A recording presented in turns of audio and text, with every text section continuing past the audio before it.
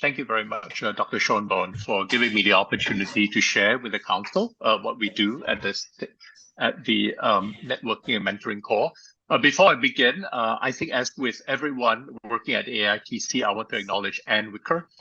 She pretty much keeps the train on the tracks and was very much involved in not only the planning of this year's symposium, which the Networking and Mentoring Core led, but continues to be a linchpin in our ability to be successful. She actually ensures that the meetings that we hold with various pilot awardees and potential awardees get done, and that the awardees' needs are met, which is the purpose of this core. So let me just very quickly talk through what we do at the core, and then maybe offer you an opportunity to comment, and hopefully, as a result of this, think about how we can help you or how you can actually contribute to the purpose of the core. So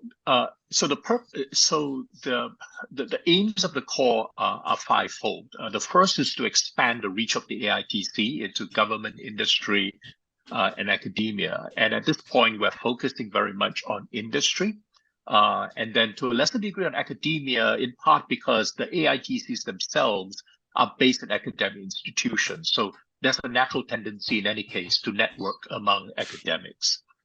Part of how we're going to do this is to launch an online platform to disseminate both the work that the AITCs do, as well as other information on AI and aging science.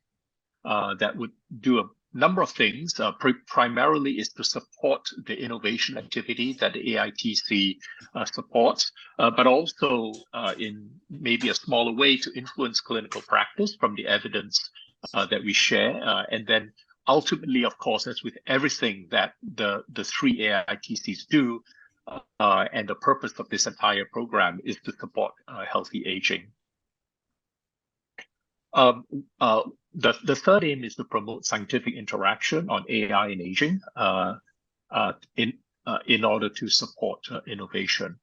So, when you think about what the AITC does, there's sort of two prongs, right? One is to advance and help commercialize the research on aging science, so that discoveries and inventions get to patients, caregivers, older adults that can benefit from them. But the other prong of the AITC obviously is to ensure or to support the expansion of artificial intelligence into the devices, the therapies, the diagnostics, the care models, because as we know, and as Dr. Yosh mentioned,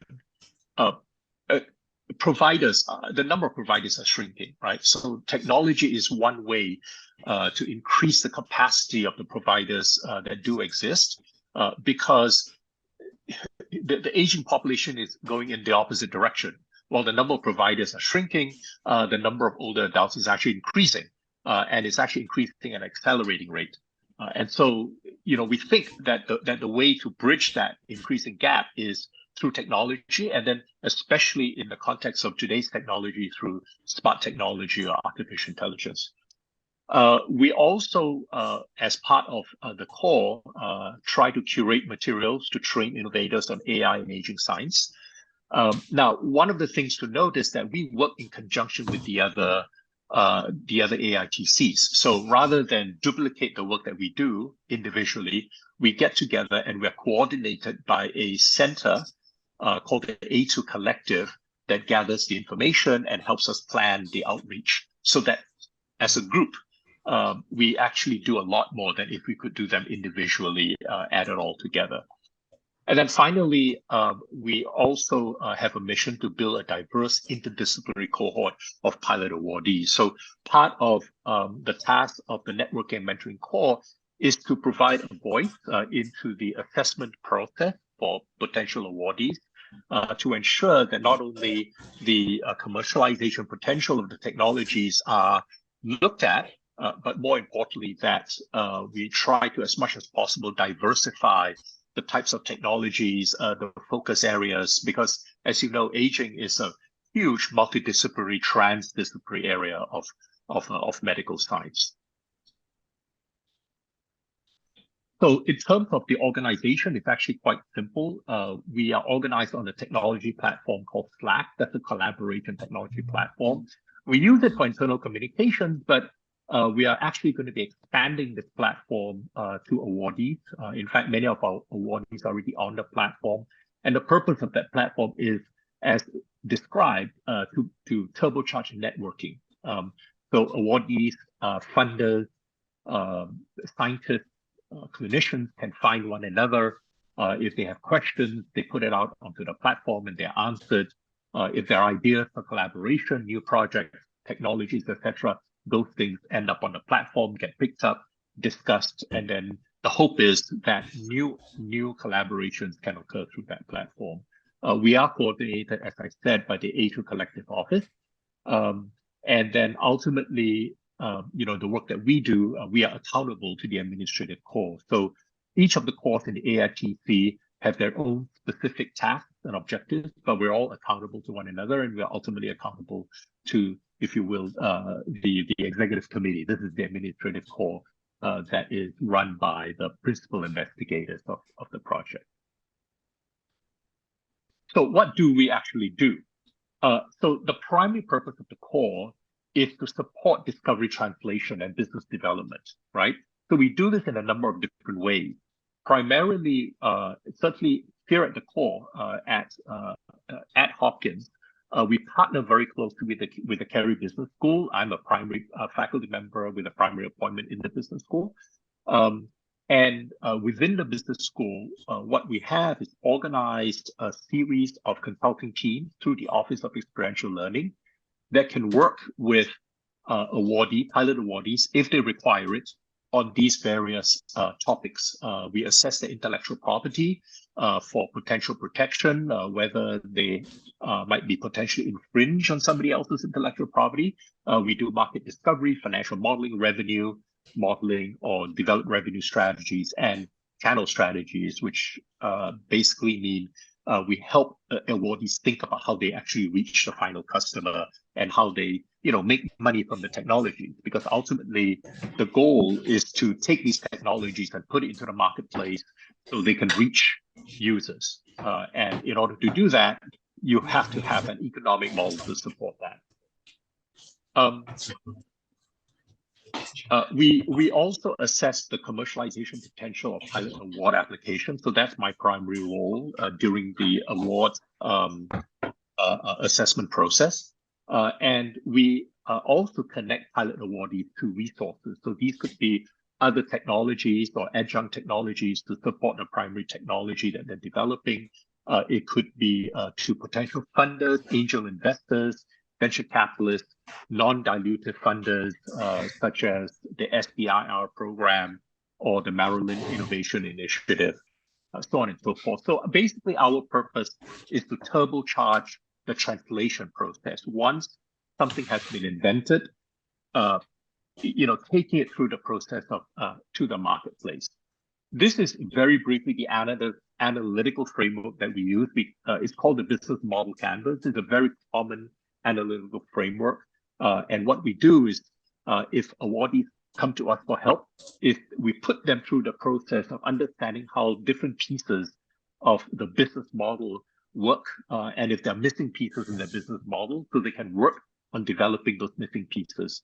Ultimately, the purpose of this is to be able to articulate your idea in a way that makes sense, that is compelling, and that ultimately can, in fact, raise money, right, for development.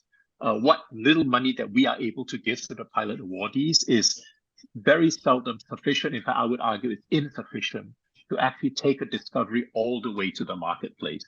And it isn't the purpose of the AITC to fund the entire translation process. It's to help the awardees kick off the translation process, and as they build their prototypes, as they think about their business models, then help them along to become more matured, so other people, other interested parties can come in with money to support them. And the reason we do this is because of this phenomenon called the valley of death. This is a very well-known phenomenon in technology translation and commercialization. which is that there is actually quite a lot of money to fund basic research, bench research.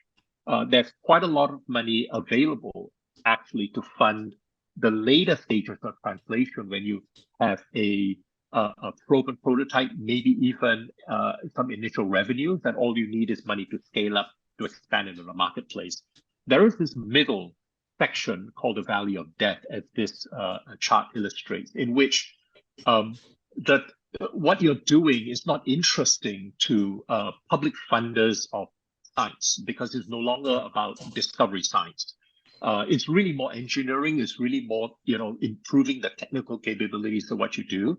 But at the same time, it's too early for your traditional venture capitalists to be interested because it's too high risk, right? Or they would want too much ownership of your technology for it to be attractive for you as the inventor to take their money.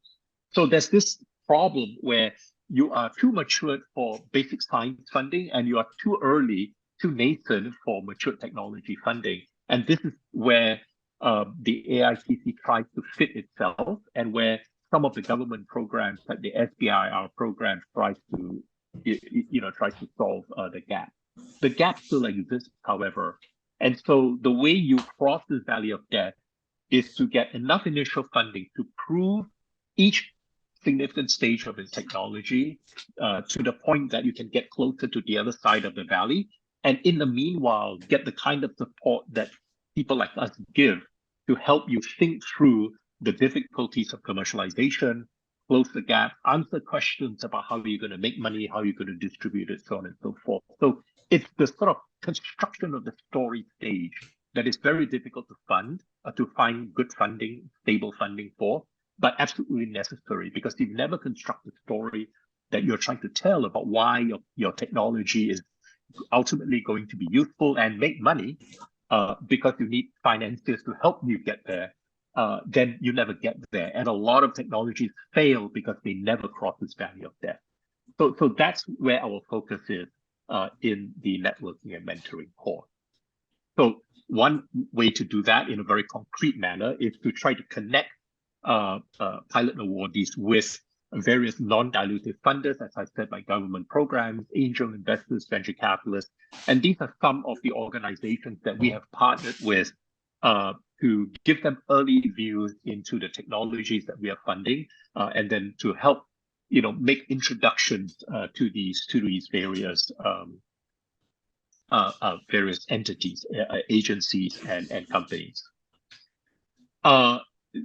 Dr. Schoenborn already talked about the A2 Collective Symposium. So one of the key activities of the Networking Mentoring Core is to organize the symposium, the annual symposium. We had it here at Johns Hopkins.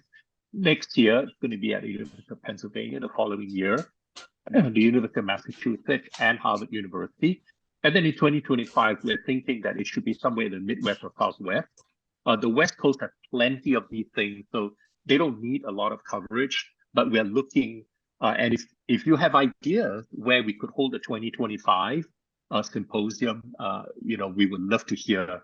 And, if you have a host organization that can actually help us organize it, that would be wonderful as well. The purpose of the symposium, there are a few of them. The most obvious purpose is to showcase the pilot awardees. So we have pitch competitions, we have poster sessions where awardees get to show their technologies, talk to potential funders, talk to one another, create and build a network.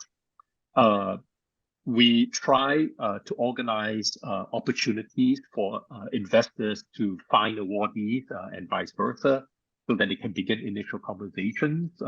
Even if there isn't an investment, at least the key is to get the awardees visible to the investing public, to connect AICC leadership to potential applicants. So these, in last year's symposium, in this year's symposium, we actually had potential applicants show up as well to understand what we do and to talk to core leaders to try to get their technologies looked at in brief, to see if there's any interest.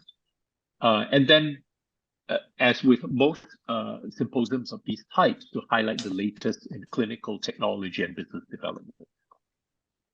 So one of the things, there are several things I was thinking about that we could use stakeholder core support.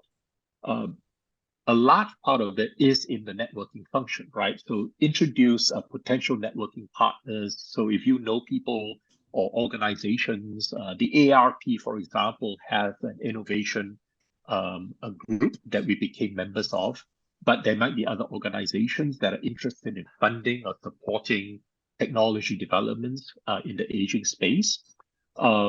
If you have technology ideas or ideas to solve problems, or if you have problem domains that you think should be looked at, right? We want to hear these things because our goal, as I said, is to broaden the participation of the application program, of the competitive application program.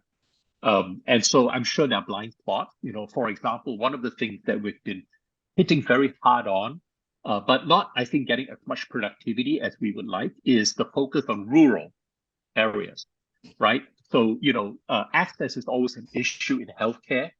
In the aging space, it is a particularly difficult nut to crack.